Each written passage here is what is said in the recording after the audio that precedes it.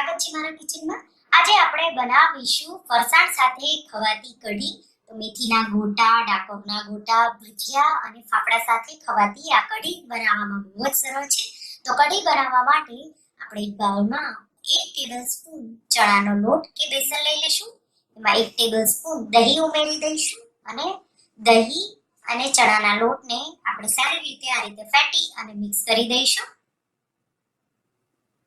તો एकदम સારી રીતે મિક્સ થઈ ગયું છે। હવે આપણે એમાં એક ચપટી જેટલી હળદર, 1/4 ટીસ્પૂન મીઠું કે પછી સ્વાદ પ્રમાણે અને અડધી ટીસ્પૂન લીલા મરચાંની પેસ્ટ નાખીશું અને મિક્સ કરી દઈશું।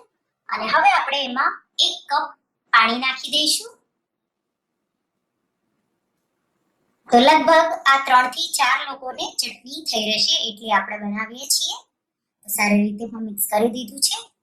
તો ચટણી કે આ જે કઢી છે એ તમને જેટલી જરૂર હોય એ પ્રમાણમાં તમારે બનાવવાની।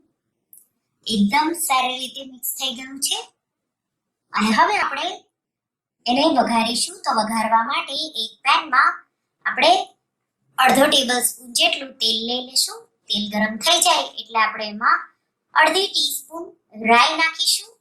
રાઈને થોડી ફૂટવા દઈશું।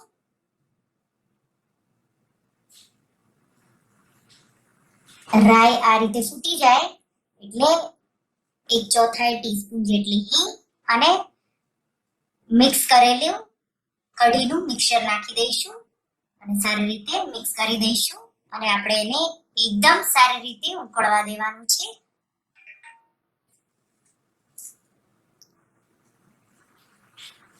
અને આપણે એને 4 થી 5 મિનિટ માટે ઉકળવા દઈશું। તો મીડિયમ ગેસ પર ઉકળવા દઈશું એટલે કઢી છે એ જાડી થઈ જશે।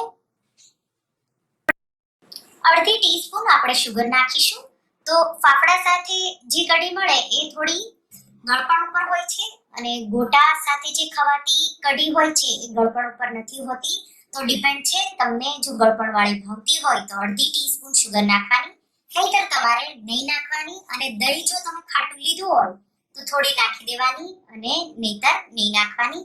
અને હવે તમારે મીઠું ચેક કરી લેવાનું। તો મીઠું મેં નાખેલું છે, હું નથી નાખી રહી, તમે ચેક કરી અને જો જરૂર લાગે તો નાખી દેવાનું અને સારી રીતે ઉકળવા દઈશું।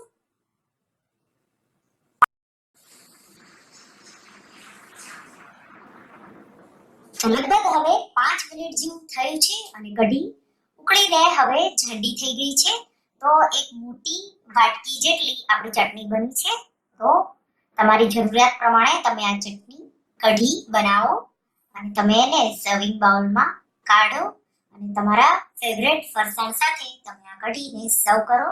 તો મેથીના ગોટા, ડાકોરના ગોટા, મેથીના ભજીયા, કોઈ પણ ભજીયા સાથે કે પછી ફાફડા સાથે પણ આ એકદમ ટેસ્ટી લાગે છે। તો તમે આ ફરસાણની કઢીની રેસિપી જરૂરથી ટ્રાય કરજો। જો તમને આ રેસિપી ગમે તો તમે આ રેસિપીને લાઈક કરજો, શેર કરજો અને મારા ચેનલને સબસ્ક્રાઇબ કરજો અને આવી જ નવી રેસિપી માટે તમે બેલ આઇકન બટનને પ્રેસ કરજો। Thank you for watching.